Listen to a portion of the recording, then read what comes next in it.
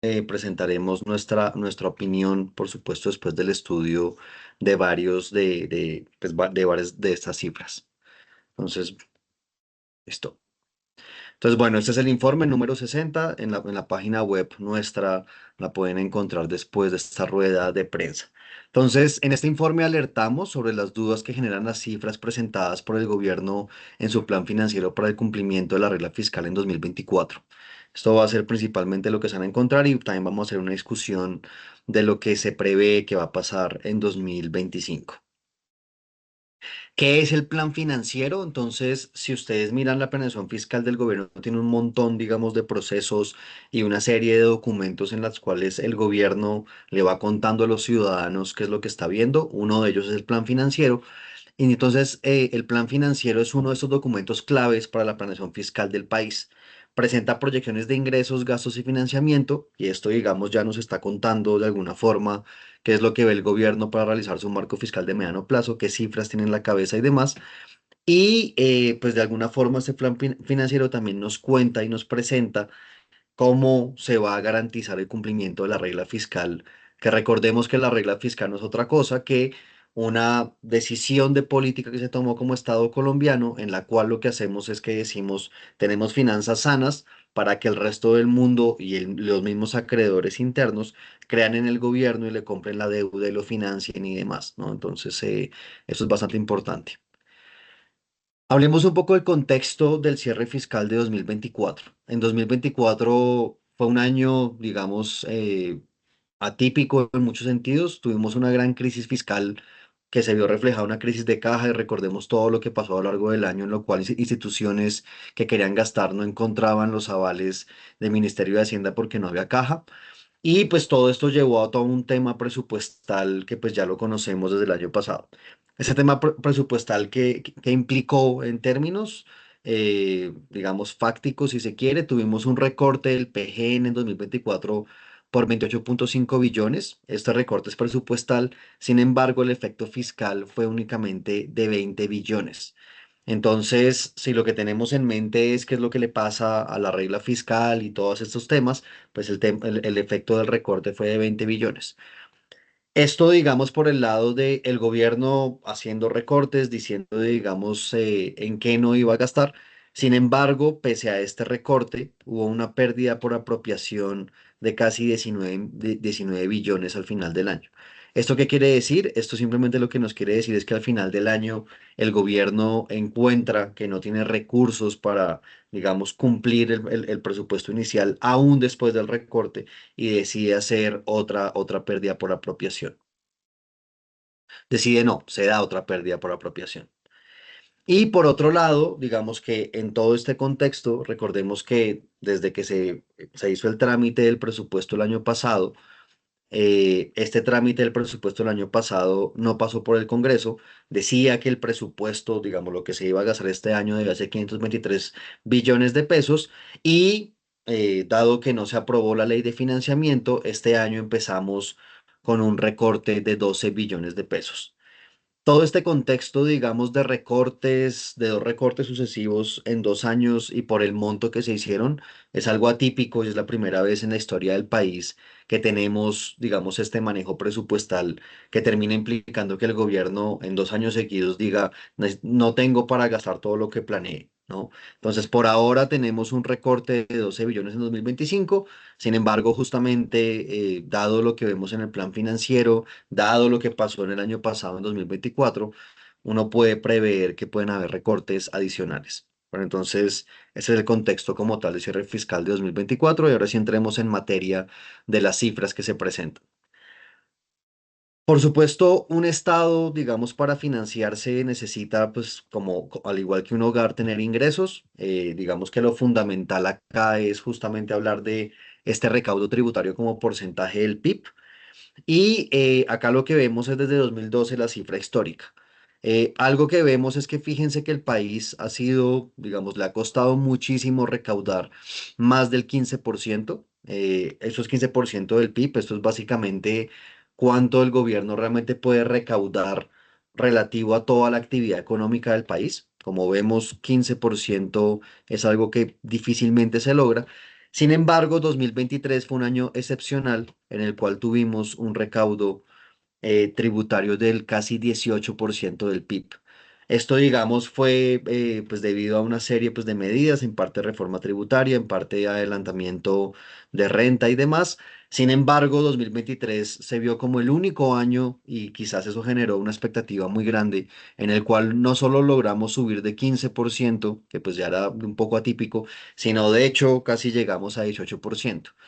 Este año excepcional, digamos, supuso que la planeación fiscal desde ahí fuera mucho más alta y pues básicamente por eso es que vemos lo que pasó en 2024 y lo que está pasando en 2025, en el cual desde un año excepcional se planearon las cuentas fiscales.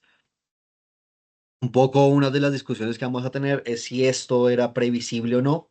Y pues bueno, para allá vamos, pero básicamente esto marca parte del contexto. Bueno. Por otro lado, justamente nos paramos en 2023 un recaudo excepcional y 2024 termina siendo casi que un año promedio, un año normal en términos de recaudo. Esto nos dice muchas cosas de la estructura del país. Quizá necesitamos, o lo que llamamos reforma estructural tributaria, necesitamos ir mucho más allá de los mecanismos que estamos haciendo. Pero el hecho es que, claro, volvemos a cifras, a porcentajes de recaudo tradicionales relativo al PIB, y esto en términos, digamos, de dinero, digamos, también algo que se da, que es inédito, es que en términos nominales, en términos de pesos, el recaudo cae en 18,5 billones menos en 2024 en comparación con 2023. Entonces, esto es, digamos, por supuesto, algo que como sociedad tenemos que estar contemplando y mirando mucho qué está pasando en el comportamiento de las firmas, del recaudo que haga que caiga en esta proporción. Y por supuesto, aprender esos mecanismos va a ser bastante importante para la planeación fiscal del futuro y del largo futuro, en el que ojalá viéramos estos niveles de forma más recurrente, este casi 18%, en lugar de seguir en el 15% que históricamente. ¿Qué implica tener poco recaudo? Implica que el Estado no va a tener mucha plata para poder expandir las necesidades que como sociedad necesitamos. Y esta discusión, digamos que es bastante profunda, si uno quiere hablar de derechos, servicios del Estado y demás, la única forma de garantizar que eso se dé es que logremos aumentar el recaudo como proporción del PIB. Bueno, tenemos recaudo hace parte de todo el tema de los ingresos y por otro lado, no sé si se está, de los ingresos, ¿no? Y por otro lado, pues tenemos todo el tema de gastos. Pues el plan financiero, por supuesto, incluye ya todos los ingresos y gastos del Estado. Lo tributario es lo más importante y fue lo que más tuvo variaciones. Y simplemente esto para decirles, claro, vamos a hablar del déficit fiscal, la diferencia entre ingresos y gastos del Estado, como porcentaje del PIB, de la actividad económica. Entonces, ¿de dónde veníamos? En 2018 veníamos en un déficit de 3,1, es decir, históricamente Colombia y de hecho la mayoría de países gastan más de lo que les ingresa. Esto no es de por sí algo para alarmarse, simplemente, justamente por eso es que surge el tema de endeudarse. La mayoría de países tienen deuda y por ende tener un déficit, digamos, es normal. La gran pregunta acá es cuál es el déficit al igual que un hogar, cuál es el déficit que un país puede sustentar, ¿no? Entonces, fíjense que veníamos en -3% del PIB, -2,5 del PIB en prepandemia. Por supuesto, llega la pandemia e implica que la actividad económica no solo cae, sino que se necesitan unos gastos extraordinarios y tenemos déficit entre el 8 y el 7%. Es un poco lo que vemos. Luego tenemos una recuperación, si se quiere, fiscal. Recordemos que acá la actividad económica se recuperó y justamente llegamos a 2024 y volvemos a tener un déficit bastante grande y equivalente a los que tuvimos en pandemia, ¿no? ¿Cómo se financia este déficit? Se financia con deuda y justamente la cifra que nos trae el plan financiero, que es bastante preocupante, es este déficit en 2024 de -6,8% del PIB. Fíjense que en magnitud eso es equivalente justamente a lo que nos estaba pasando en pandemia. La caída de un año al otro es bastante abrupta. Sin embargo, pues justamente la pandemia supone la peor crisis de salud de la humanidad en 100 años. La anterior pandemia se dio en medio de la Primera Guerra Mundial. Y pues lo que estamos diciendo es que el gobierno manejó sus finanzas de una forma equivalente a la peor crisis sanitaria en un siglo. En términos fiscales implicó un déficit similar al que se tuvo anteriormente. Entonces, esto es una señal de alerta, por supuesto, bastante grande como sociedad, de estamos en niveles parecidos, algo completamente inesperado como fue la pandemia, y pues esto justamente es algo de los que muchos actores hemos llamado la atención del manejo del país y de la responsabilidad de las finanzas, ¿no? De hacer los cálculos coherentes con la actividad económica. Como les mencionaba, estos niveles solo se alcanzaron en los momentos de pandemia. Y todo esto además que implica, ¿no? Entonces todo esto implica que el gobierno pues está gastando más de lo que le ingresa, por ende tiene que ir a endeudarse tanto interna como externamente, pero entonces los deudores lo que empiezan a decir es, oiga, gobierno colombiano, usted tiene una deuda bastante alta, eh, en un año aceleró, digamos, su nivel de deuda en casi 3 puntos del PIB, 2,5 puntos del PIB. ¿Usted cómo me va a pagar y demás? Y empieza todo este juego de en cuánto nos compran la deuda. Al igual que un hogar cuando va a endeudarse para comprar una casa, hacen un análisis financiero y miran cómo está, digamos, ingresos y gastos, asimismo le pasa al gobierno. Y lo que hemos visto es que el pago de intereses, ¿no? Entonces, cuando los acreedores, bien sea internos e internos, le prestan al gobierno de Colombia, ven los balances, hacen el estudio y dicen, uy, Colombia es un país más riesgoso de lo que era antes, entonces venga, le cobro más interés porque tiene mayor probabilidad de no pagarme. Hoy en día estamos en pago de intereses sobre esa deuda cercanos al 4% del PIB. Entonces, todos estos manejos, digamos, que se han venido dando, en los cuales como país nos vemos mucho más endeudados que antes, implica que al momento de prestarnos nos prestan a mayor tasa de interés. Y esto quiere decir que a futuro, al igual que le pasa a uno si uno compra una casa a una muy alta tasa de interés, vamos a estar pagando la mayor parte del servicio de la deuda en intereses y no en programas sociales o en expandir la capacidad económica como hemos visto. En los demás informes, digamos lo que hemos venido mencionando, lo que más se ha visto castigado, ese rubro de inversión del funcionamiento. Y justamente esto lo que nos está diciendo es, hombre, pues en un momento en el que uno tiene que pagar demasiados intereses, pues a uno le queda menos plata para invertir, y es justamente lo que le está pasando en las cuentas fiscales al gobierno. Entonces, este es el contexto por el lado del déficit, que pues es bastante preocupante el nivel de deuda de 2024, comparable, como mencionaba, a los niveles de pandemia, que la pandemia era algo, por supuesto, completamente inesperado por todo el mundo. Bueno, como les mencionaba, ¿cómo se financia este déficit? Yo tengo ingresos y gastos, pues se financia con deuda, y justamente nos vamos a mirar qué es lo que le ha pasado a la deuda como porcentaje del PIB, ¿no? Entonces, recordemos que la regla fiscal está hecha en términos de el balance neto estructural. El balance neto estructural, digamos, es una función de esto. En eso no vamos a entrar como tal en el detalle en esta presentación. Sin embargo, la regla fiscal desde el 2021, que tuvo, digamos, su reforma, también se plantea que tenemos que tener unos límites prudentes de endeudamiento relativo a la actividad económica. Recordemos que justamente, pues, si uno mira un análisis financiero de cualquier persona, cualquier país, uno lo que se puede preguntar es, oiga, ¿usted qué deuda me puede pagar a mí realmente? Y esto pues tiene que ver justamente con estudiar el país cómo está productivamente, estudiar el hogar cómo está. Entonces, el país produce petróleo, carbón, café, algunos temas, digamos, que estamos transformando y demás. Y con todo eso, lo que uno se pregunta es, claro, ¿cuál es el nivel de deuda que usted puede mantener? Entonces, en la ley, como tal, en esta 2021 se estableció unos límites, un límite inferior mínimo, el que llamamos el límite prudente, y un límite superior en el cual ya decimos, oiga, el porcentaje de su deuda está desproporcionado relativo a la producción económica que usted tiene. Sin embargo, este límite superior ya es el límite como alerta roja. Este límite inferior, digamos, no quiere decir que ese sea el nivel estrictamente prudente, sino que lo que es prudente es estar por debajo de ese nivel, ¿no? Entonces, estar en el intervalo entre el límite y el ancla establecido por la ley, lo que nos está diciendo es que estamos como yendo no sé, al parámetro rojo, al parámetro en el cual lo que vamos a decir es, estamos, digamos, endeudados de una forma que la actividad económica no va a poder responder.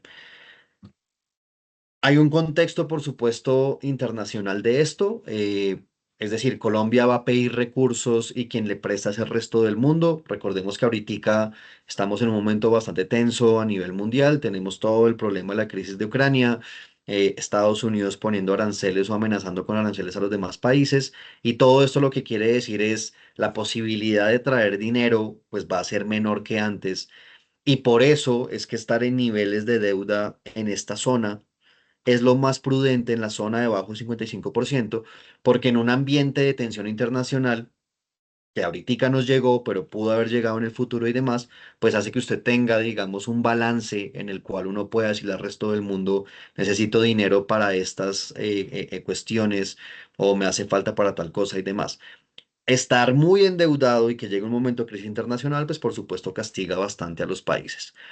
Entonces, todo este contexto que les digo para decir, fíjense que claro, venimos en 2019 teníamos un nivel de deuda sobre PIB menor al 50%, llegó pandemia, pues nos endeudamos como era normal, llega esta reforma justamente de la regla fiscal, acá hay unas proyecciones, digamos, de cómo va a ser la deuda, que de alguna forma, fíjense que sigue esta línea naranja, un poco lo que estaba diciendo es, dado que estamos en pandemia, dado que 2021, las vacunas ya estaban, pero cuánto costaban, la negociación, demás, el COVID, cuánto iba a caer, en fin, la proyección de gasto era de este estilo, ¿no? Era la línea naranja punteada, la cual nos decía que en 2024 debíamos estar en niveles de deuda cercanos al 57%, ¿no? Ahora, lo que es bien interesante es que en 2023 habíamos logrado llegar a niveles de deuda prudenciales. Ahí no nos imaginábamos que Trump iba a llegar al poder y que todo este problema internacional se iba a acrecentar y por ende, pues digamos, la liquidez del mundo iba a ser menor. Sin embargo, todo lo que uno ve es que en 2024 sube a niveles de 60% la deuda sobre la actividad económica. Es un año en el que nos endeudamos bastante y por supuesto esta es la contramoneda, si se quiere, de lo que veníamos hablando anteriormente, ¿no? El déficit aumenta y pues como ahí tenemos una relación de crecimiento no igual en ingresos y gastos, quien termina financiando eso es la deuda. Algo para mencionar es, fijémonos que justamente ese nivel de deuda está muy por encima de todos los pronósticos que se han hecho anteriormente. Y incluso cuando tuvimos un marco fiscal hace 6 meses, ¿no? El marco fiscal de 2024 se presenta en mitad de año de 2023. Tenemos que el nivel de deuda es 4 puntos por encima de lo proyectado hace 6 meses. Este, por supuesto, es el síntoma, es la fiebre, si se quiere, del sistema en el cual, como mencionábamos, hay una crisis fiscal que el país ha venido atravesando y justamente, digamos, el síntoma más grande es este nivel de endeudamiento de 60% del PIB, ¿no? Y que como mencionaba, ese nivel está muy por encima de todo lo pronosticado anteriormente por el país. Esto nuevamente en sí, qué tan preocupante es, por qué debemos bajar y demás, ya les comenté un poco, pero en el contexto internacional en el cual digamos que el mundo se está volcando a tener menos liquidez, pues esto sí nos debe preocupar mucho como colombianos, porque si el resto del mundo eventualmente no nos presta, lo único que queda son reformas tributarias para financiar el gasto público y pagar esta deuda. Entonces, este número en el contexto actual se vuelve un poco más preocupante de lo que pudiese ser en algún otro contexto. Y bueno, si vemos la proyección lo que nos dice el gobierno es vamos a mantener ese nivel de deuda sobre PIB. Sin embargo, por supuesto, ese nivel de deuda sobre PIB nuevamente es mucho más alto de lo pronosticado por este gobierno y por el gobierno anterior. Y un poco lo que nos está diciendo es, estamos en un momento muy tenso de las finanzas públicas, en la cual ojalá pues lográramos sincerar las cuentas y saber exactamente saber realmente exactamente cuánto vamos a gastar para saber qué planeación fiscal necesitamos hacer. Entonces, fíjense que venimos de déficit, ingresos menos gastos, cómo se financia esa diferencia con deuda y pues ya vamos a seguir con la presentación. Entonces, justamente, es decir, al igual que como le pasa a un hogar, puede ser que el gobierno tenga gastos inesperados, puede ser que tenga unas situaciones bastante complejas y en términos del cumplimiento de la regla fiscal, digamos, la regla fiscal es una regla que sí le dice al gobierno cuánto se debe endeudar o no, pero es una regla contable que a veces descuenta algunas cosas. La regla fiscal un poco lo que dice es, oiga, es verdad que la política fiscal como tal tiene que ser anticíclica, por ejemplo. ¿Eso qué quiere decir? Que en momentos de crisis el gobierno es el que tiene que venir a endeudarse, y entonces descontamos el ciclo petrolero, descontamos el ciclo económico y clasificamos una cosa que se llama transacción de única vez. Transacción de única vez quiere decir, oiga, si uno fuera a un hogar, es que se me enfermó este año el hijo con algo que yo no esperaba y por una vez me tocó hacer un gasto muy grande. Transacciones de única vez es lo mismo en un gobierno como tal. Entonces, eventualmente el gobierno puede decir, oiga, es que imagínese que es que este año fue excepcionalmente alto, este año me tocó endeudarme bastante porque tuve unos gastos que no esperaba, al igual que pasó en pandemia, ¿no? Al igual que pasó en pandemia, uno puede eventualmente decir, venga, yo clasifico cosas como transacciones de única vez. ¿Qué es importante de estas transacciones? Lo primero es que tienen que ser no recurrentes, ¿no? Esta clasificación Colombia la tomó de la clasificación europea. Entonces tienen que ser no recurrentes, tienen que ser no derivadas de decisiones gubernamentales, salvo en casos de desastres naturales. Digamos que fíjense que pues un desastre natural es algo que no está pronosticado como tal, y por ende, el tema de pues tener dentro de la contabilidad, o más bien la contabilidad, uno dice, hubo un desastre natural bastante grande, pasó un huracán, hubo un terremoto, hubo un deslizamiento, entonces pues yo descuento eso de mis cuentas fiscales porque evidentemente eso no es pronosticable. Y la tercera condición es no formar parte de los componentes volátiles del ingreso o del gasto, ¿no? Y pues justamente para allá vamos a ir en la discusión. Un ejemplo a nivel de gobierno, transacciones de única vez, ingresos obtenidos por la venta de empresas del Estado. Digamos, hace mucho tiempo el Estado era bastante grande, digamos que eventualmente el Estado vende algunas empresas para poder financiar el gasto público, salud, demás. Hay empresas que de pronto ya no son rentables, es mejor venderlas, en fin.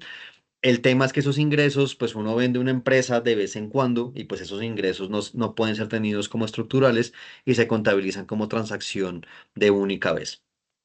¿Por qué este contexto de transacción de única vez?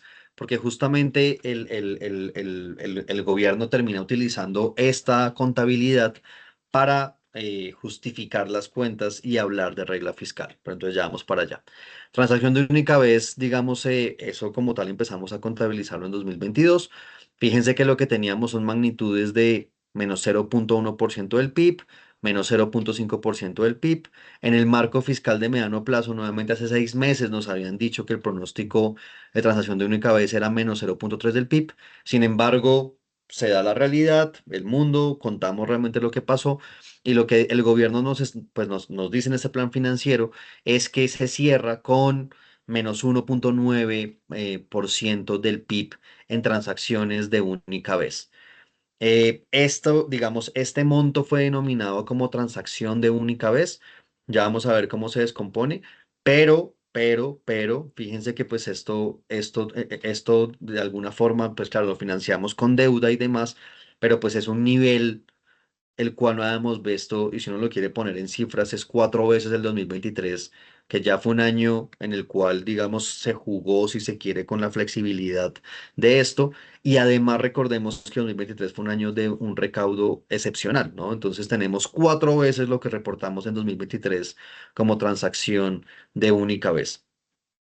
Ahora, si nosotros vamos y miramos esas transacciones de única vez, cómo se clasificaron, qué fue lo que nos dijeron, entonces, lo que decimos es, el gobierno, perdón, lo que nos dijo fue, por calle no anticipada el recaudo van casi 26 billones. Hay un tema, recordemos que en la reforma tributaria es el tema de deductibilidad de regalías, y entonces lo que nos dicen es, oiga, pues eso se cayó en la corte. En su momento muchas personas mencionaban entidades que eso se iba a caer, que eso no era constitucional, que le hubieran dado más tiempo. En fin, el hecho fue que se cayó y meten eso como transacción de única vez, porque el gobierno no esperaba que se cayera. Emergencia invernal, entonces fíjense que acá está el tema de tocó gastar más. Acá todo el tema del FEPEC, recordemos pues el subsidio como tal que se le daba a los combustibles, entonces dijeron que tuvieron que gastar un poco más y por sentencias del Consejo de Estado tenemos una caída. Entonces, fíjense que en esta definición que teníamos de transacciones de única vez, el gobierno lo que nos está diciendo es la mayor parte es una caída no anticipada del recaudo. Recordemos de dónde veníamos, recordemos que veníamos justamente de ese momento excepcional de recaudo en 2023. Sin embargo, digamos, la discusión fuerte y la discusión está justamente ahí, qué tan anticipable era la caída del recaudo o no, cuando además, digamos, quien hace el pronóstico, pues es el mismo Estado colombiano, es el mismo, digamos, es el CONFIS, es la DIAN, es el Ministerio de Hacienda haciendo estas cuentas. Entonces, un poco lo que mencionamos acá es, claro, presentar una menor recaudación como transacción excepcional es metodológicamente cuestionable y podría erosionar la confianza en la gestión fiscal. Fíjense que el contexto completo de todo esto es el gobierno colombiano le está presentando a sus deudores, a su ciudadanía, cómo se comportaron las cuentas y lo que termina diciendo es, oiga, imagínese que yo hice mal el pronóstico de recaudo y por ende le voy a quitar esa transacción de única vez, pero tranquilo que eso se va a normalizar y sígame prestando, yo soy un acreedor confiable. Eh, y pues eso, digamos, justamente, pues lo decimos así, ¿no? Es bastante complejo uno explicar la mayor parte de la caída de los ingresos por un error de pronóstico que el mismo gobierno pudo hacer y casi 6 meses en dado caso pudo corregir en el marco fiscal de mediano plazo, sin embargo no se hizo y pues ya hemos visto todo lo que eso termina causando en el manejo del Estado, en temas del ICETEX, en temas de Mi Casa Ya, en fin, ¿no? Todos los recortes presupuestales tienen que ver con esta planeación financiera. Y por eso es que mencionamos que pues presentar toda esta parte como transacción de única vez desvirtúa el propósito de la regla fiscal y afecta la credibilidad del país, porque justamente uno está diciendo, no, es que la embarré en el error de pronóstico y esto pasó esta vez, esto no volverá a pasar. Y pues el resto del mundo, la gente que le presta al gobierno colombiano, es como, espere, pero si esto lo hizo usted, usted hizo reforma tributaria, entonces, fíjense que pues, el diálogo fácilmente pues, lleva a cuestionar esto, es decir, ¿por qué Colombia es un país sólido para que le presten? Y presentar esto, digamos que genera un ruido en esa dimensión de yo le voy a pagar en el futuro. Entonces, pues ojalá esto haya sido una cosa de una única vez. 2025 se ve como un año en el cual se va a utilizar en dado caso este mismo mecanismo para decir contablemente que se cumple la regla fiscal. Sin embargo, sí creemos como observatorio que es mucho más importante sincerar las cuentas y decir realmente pues, lo que está pasando y quizás estamos en un momento difícil y es mejor reconocerlo para uno presentarse a los que nos están prestando pues como simplemente pues, la realidad que es. Entonces, bueno, con eso concluimos este informe. Vemos unos riesgos bastante grandes, sostenibilidad de la deuda pública, como mencionaba el contexto internacional y demás, da para pensar que quizás se cobren muchos más intereses en el futuro. Por otro lado, pues tenemos un aumento en el costo del financiamiento. Esto, como les mencionaba, dado que subimos bastante la deuda, pues nos están prestando mucho más caro. Ya hemos tenido impactos pasados en la calificación crediticia. De hecho, nosotros, si uno mira el ENVI, que es uno de los indicadores de riesgo país, está más alto que el de Brasil, que tiene una crisis explícita fiscal. Y esto lo que nos quiere decir es que quizás el resto del mundo ya cuando nos ve dice que vamos a tener una crisis fiscal, digamos, significativa.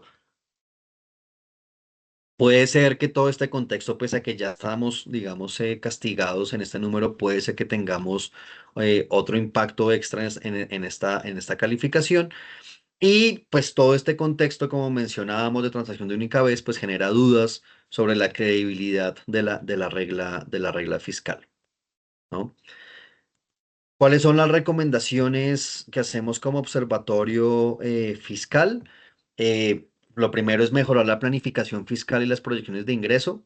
Por supuesto, parte de lo que pasó se debió a que 2023 fue un año muy bueno de recaudo y desde ahí pensamos y vimos el futuro. Lo que nosotros llamamos evitar el uso de contabilidad creativa para cumplir la regla fiscal, pese a que es legal, digamos, el tema transacción de única vez, pues justamente la forma como se hizo genera mucha incertidumbre, entonces ojalá se evite eso y simplemente se hable desde la sinceridad de las cuentas. Y por supuesto necesitamos fortalecer la transparencia y credibilidad en la gestión de las finanzas públicas del país. Con esto, pues terminamos la presentación de nuestro informe y pues abrimos el micrófono para preguntas. Muchas gracias, director. No, si alguien tiene alguna pregunta, puede levantar la mano en el chat y le doy la palabra. Por ahora le voy haciendo una pregunta que me hicieron por interno. Es de José González de Barranquilla y dice, ese nivel del porcentaje de intereses en la deuda que estamos pagando, ¿qué implicaciones tiene sobre el presupuesto? Es decir, ese dinero que estamos pagando podría no ser tan alto y ser mejor aprovechado.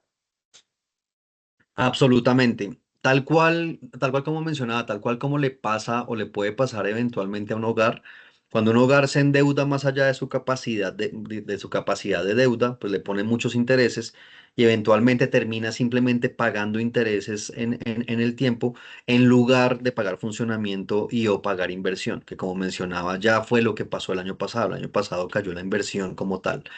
Entonces sí, el tema es endeudarse muchísimo hoy, tal cual le puede pasar a un hogar, endeudarse más allá de la capacidad hoy lo que implica es que a futuro uno va a estar pagando intereses en lugar de invertir en otras cosas.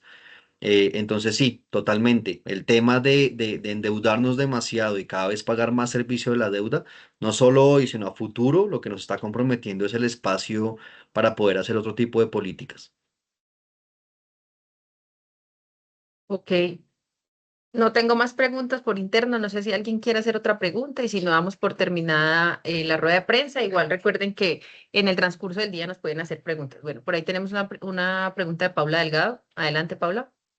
Gracias, director. Yo quisiera, de Valor Analítica, quisiera preguntarle por las advertencias que se han venido haciendo respecto a cómo se comportarían esos indicadores para este año y el hecho de que el gobierno, incluso el ministro hace unos minutos estuvo en Caracol Radio diciendo que los indicadores macro son muy buenos, que el mensaje del gobierno ha sido de mucha tranquilidad y de mucha sostenibilidad en el manejo fiscal.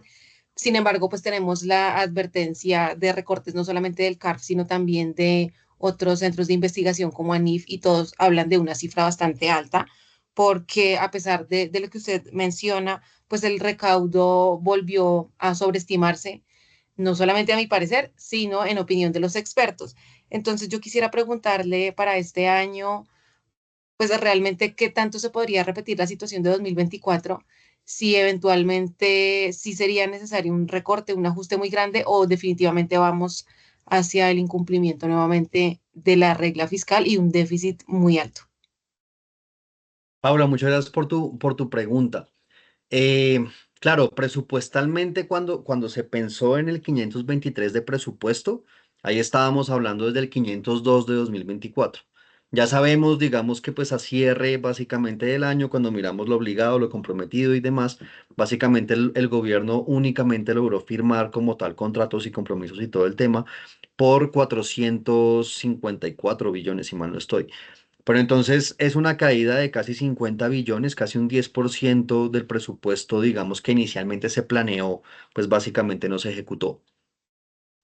Y este 523 de este año, que ya es 511 con el recorte, venía, digamos, con esas cifras o se paró desde las cifras iniciales de 2024.